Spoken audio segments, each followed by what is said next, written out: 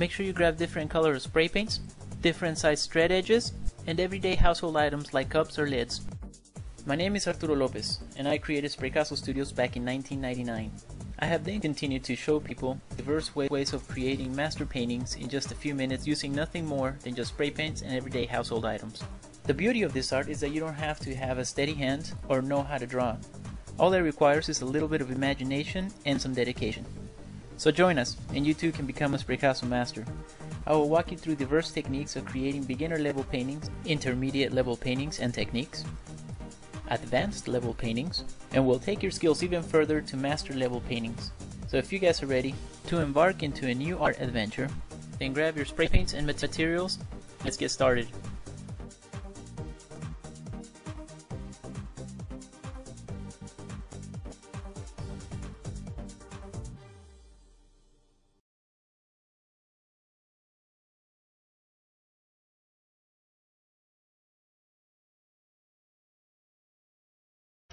Hi everyone, Arturo Spraycasso here. So today's tutorial, I know that I got some wonderful emails on the last tutorial where I did a sky with the new technique.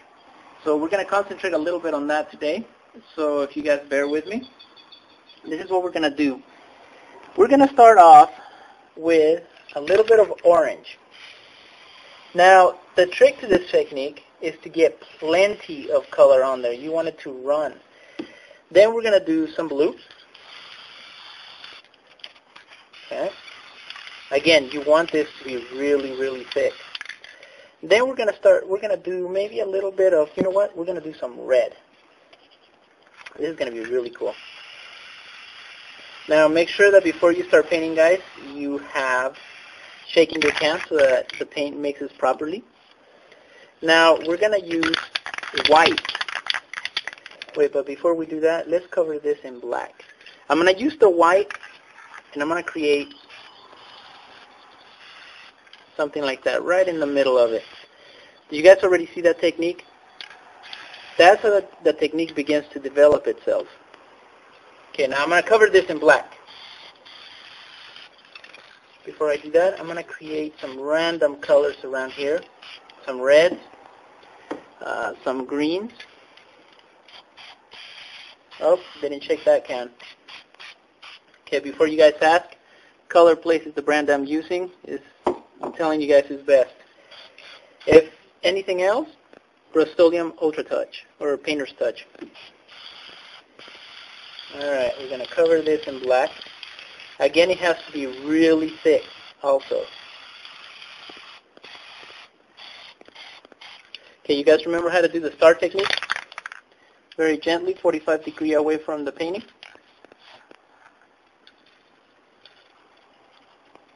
Now, because there's a lot of paint, it's going to absorb most of the white into it. Kind of like a little black hole going on. All right, now for the secret, guys. Canned air. Make sure it comes with the straw. Very gently. You don't want to blast this onto it because it'll splatter everywhere else. You want to do it very gently. You want to spread that throughout your painting.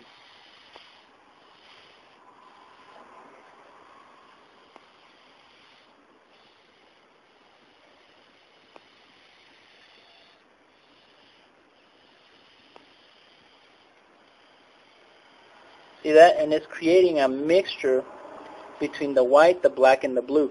Now I'm going to leave it like that so that it looks like there's light coming in from within. Now we're going to want to do that with the red as well. Again, guys, be very gentle when you're squeezing the air out.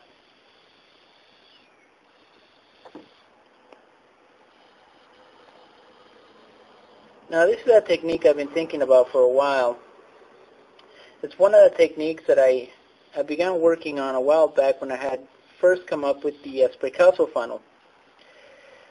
The problem with the Spraycasso funnel is that it would take too long to create a similar effect. Literally taking, I think last time I tried it took about a few hours.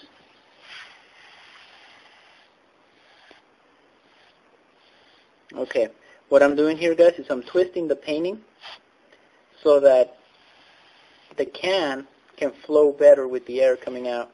Otherwise, the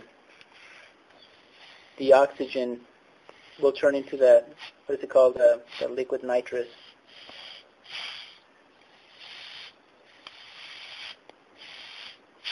The paint begins to dry, as it is beginning to dry here.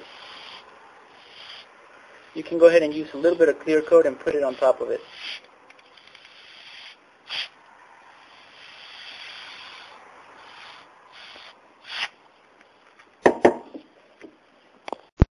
Alright everyone, so I've begun creating the sky just as I had showed you, the little bit of canned air.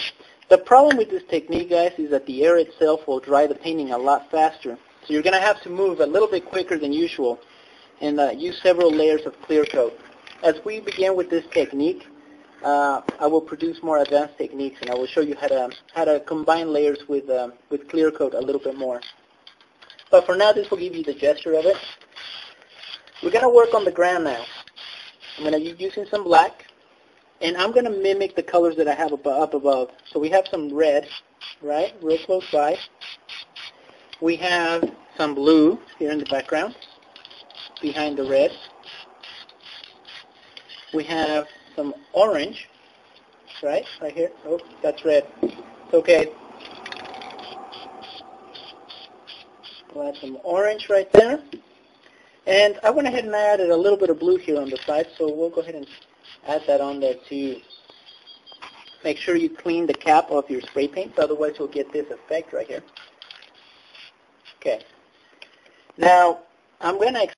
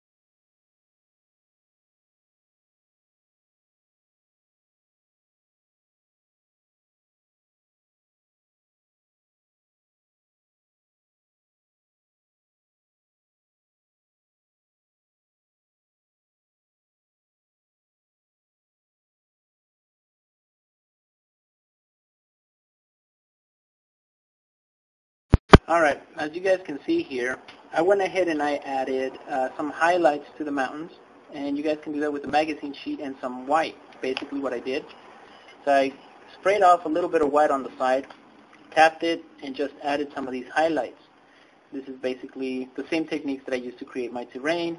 You guys can see that in some of my YouTube videos. Alright, so we're going to add a little bit of orange. I'm going to work on those techniques right now, so give you guys a little preview of how I do that. I mixed a little bit of orange with white and black on top. With a magazine sheet, just a little cube, we're going to tap into it. And then I'm going to add some of these highlights to the terrain that I'm working on.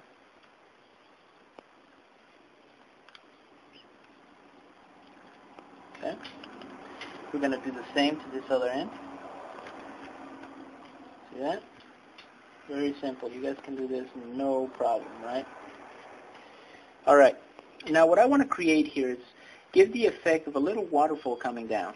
So let's see if we can make that happen. Going to add a little bit of blue here on the side. And some white on top of that. Okay. I'm going to take my magazine sheet and I'm going to fold it. I just need a little piece to fit around the same size of the area that I have made for the waterfall to happen. So we're just going to mix our white and our blue together. Going to give the effect of a little waterfall here. And maybe the effect that it's water coming from over here. See that? Alright. So what we're going to want to do here is just add a little bit of blue. Now, I know there's a grid, guys. Now, I did this on purpose. I'm going to call this painting the fifth dimension. If you guys want to know some more about that, look into some quantum physics type of videos. But basically, we're creating a landscape on top of a grid. Give the effect of the water falling down. This is definitely one of those pieces that will leave you talking, right? Conversation piece. Alright, crew. You can definitely add more to it. You can add some trees. You know, imagination's the limit, basically. So, hope you guys have enjoyed today's tutorial. Until next time, folks, keep those cans shaking.